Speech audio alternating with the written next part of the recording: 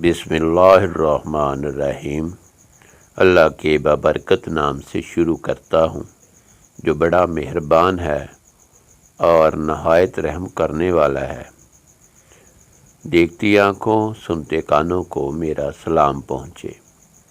سانپ کو سانپ رہنے دیں، آپ انسان رہیں۔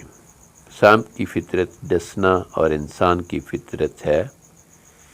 زندگی میں تبدیلی لانے والی سبق آموز کہانی۔ ایک شخص آگ کے شعلوں میں سانپ کو جلتے دیکھ کر فوراً اسے آگ سے نکالنے کا فیصلہ کرتا ہے۔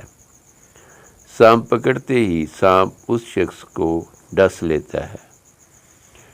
وہ شخص سانپ کو پھینک دیتا ہے اور سانپ ایک بار پھر آگ کے شعلوں میں گر جاتا ہے۔ اس دوران وہی شخص ارد گرد دیکھ کر ایک دیہاتی چھڑی ڈھونڈ لیتا ہے اور ایک بار پھر سانپ کو بچانے کی کوشش میں لگ جاتا ہے۔ ایک اور شخص جو اس واقعے کو دیکھ رہا ہوتا ہے وہ سانپ بچانے والے شخص کے قریب جاتا ہے اور ان سے پوچھتا ہے کہ سانپ آپ کو ڈستا ہے، پھر کیوں اس کو بچانے کی کوشش کرتے ہو؟ سانپ بچانے والے نے جواب دیا کہ ڈسنا سانپ کی فطرت ہے، اس سے میری فطرت نہیں بدلے گی۔ میری فطرت مدد کرنا اور بچانا ہے۔